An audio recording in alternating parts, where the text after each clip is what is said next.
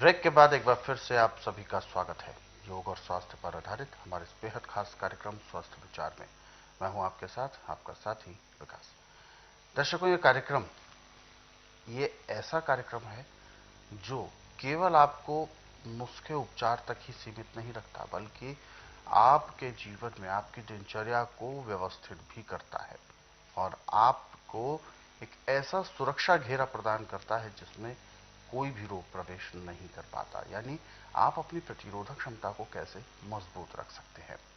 रोजाना अलग अलग विषयों पर चर्चा की जाती है। आज के इस अंक में भी हम एक ऐसे विषय पर ही बात करेंगे जो हर एक सामान्य व्यक्ति के लिए कभी ना कभी परेशानी बन के खड़ा हो जाता है। ये एक स्किन रोग है जिसे दाद कहते हैं। लेकिन इससे पहले कि हम कार्यक्रम को शुरू करें, आप सभी से हम अनुरोध करते हैं, जब भी आप इस कार्यक्रम को देखने बैठे तो कॉपी और पेन भी साथ में जरूर लेकर बैठा करें। जो भी नुस्खे, जो भी उपचार आपको बताए जाए, उनको आप लिख जरूर लिया करें। तो आगे बढ़ते हैं और शुरू करते हैं आज के मुख्य विषय पर चर्चा।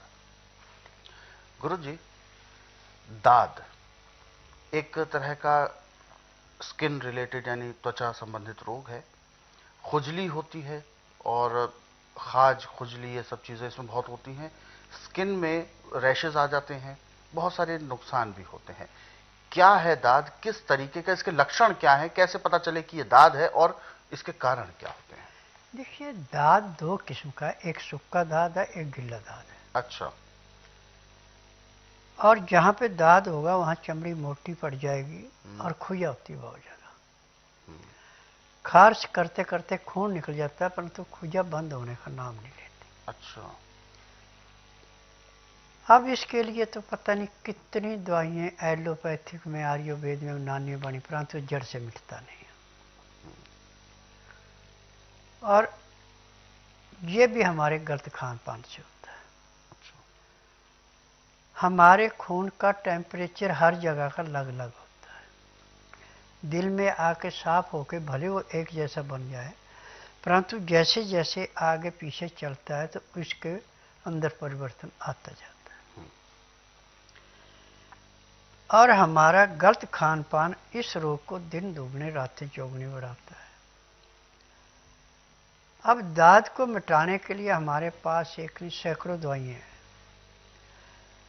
परंतु उपचार वही करना चाहिए जो आपको आसान लगे और जिसमें आपको ज़्यादा मेहनत भी नहीं करनी पड़े। तो इसमें सबसे पहला तो है इसका उपचार कि यदि आपको विष्णुकांत की पहचान है, अच्छा, तो इसके पत्तों को जहाँ पे दाद है वहाँ पे रगड़िए, दाद खत्म हो गया। परंतु इसकी पहचान नहीं है तो आप सांतरा तो हर एक खाते हैं, और आजकल तो सांतरा 12 महीने मिलना शुरू हो गया। सांतरे का रस जितना आप ज़्यादा से ज़्यादा पिएंगे उतना खून साफ होगा, दाद में ऐसे भी कमी आएगी। अब जो सांतरे का छिलका है उसको पीस करके मक्खन जैसा मुलायम बना के जहाँ दाद है वहाँ पे लेप कर दो, और लेप करने के बाद जब वो लेप सूख जाए तो उसको उतार के दूसरा नया लेप कर दो। तो आप इसमें ताज़ा छिलका भी ले सकते हैं, और ताज़ा नहीं है सूखा आपने रखा हुआ है तो उसको पीस के लगा सकते हैं। तो दाद आपका हमेशा के लिए जड़ से समाप्त होता है। परंतु इसमें नमक नाम मात्र के लिए लिया जाता है, नमक का प्रयोग होता है। बिना नमक और बिना मिठास के खाना खाना पड़ेगा आपको, तो आपका खून बड़ी जल्दी साफ होगा। काला चना जितना मर्जी खाएं, गेहूं कम खानी है, बाकी नाज सब खा सकते हैं। मूंग है, मोठ है, मलका है, मसूर है। इसमें सबसे ज़्यादा परहेज आपको बाइयों की चीज़ों का। जिन चीज़ों में बाइयों ज़्यादा वो चीज़ें बिल्कुल नहीं लेनी। और हरी पत्तेदार सब्जियाँ 12 महीने मिलती हैं, ज़्यादा से ज़्यादा खाइए। जितना आपका पेट अच्छा साफ होगा उतना ही आप रोगों से मुक्त रहेंगे। दाद चंबल होता है उसको है जिसका पहनावा ठीक नहीं है, जिसके खान पान में परहेज नहीं है, और जो सामने आ गया खाने करते उसको ये बीमारियां लंबे हाथों से लेती हैं। और जो हमेशा सिलेंडरदार जगह पे काम करता है, प्रदूषण में काम करता है, या गीला कपड़ा ज़्यादा पहनता है, उसको यह ज़्यादा परेशान करती है। तो ये एक तरह से जो स्किन रोग है ये इन्फेक्शन का हाँ। है। तो क्या इसको आप बाहरी इन्फेक्शन को ज्यादा दोषी मानते हैं या अंदरूनी इन्फेक्शन को? दोनों। अच्छा। अंदर से आपका खून साफ और बाहरी होना ही नहीं। यदि खून के अंदर इन्फेक्शन तो बाहरी तो होगा, परंतु इसका इलाज दोनों तरफ से किया जाता है। सांतरा संसार की वो वस्तु है जो को पीढ़ियों को जड़ से काटता है, पाचन शक्ति को तेज करता है, लीवर से जबरदस्ती काम कराता है, पैंक्री को इंसुलिन बनाने के लिए मजबूर करता है, पित्ते में तेजाब नहीं बढ़ने देता और कब्ज नहीं होने देता। हर बीमारी की मेन जड़ कब्ज है। जब लीवर पचाएगा नहीं, पैंक्री इंसुलिन बनाएगी, पित्ते में तेजाब बढ़ेगा, कब्ज होगी। कब्ज होगी आपकी नाभि अपनी जगह से हटके सैकड़ों रोग पैदा हो जाने। क्योंकि ये तो एक मौसम का फल है जो एक ही पर्टिकुलर मौसम में मिलता है। देखिए, जी। 12 महीने हिंदुस्तान में तो 12 ऋतुएं, 6 ऋतुएं होती हैं, और इसमें 12 महीने आपको हर एक चीज हिंदुस्तान में मिलती है। बिल्कुल मिलती है। और आज तो नई सरकार आने के बाद इतनी सहूलतें हो गई हैं कि 10,000 किलोमीटर भी कोई चीज है तो आपको 10 घंटे के अंदर मिल जाती है।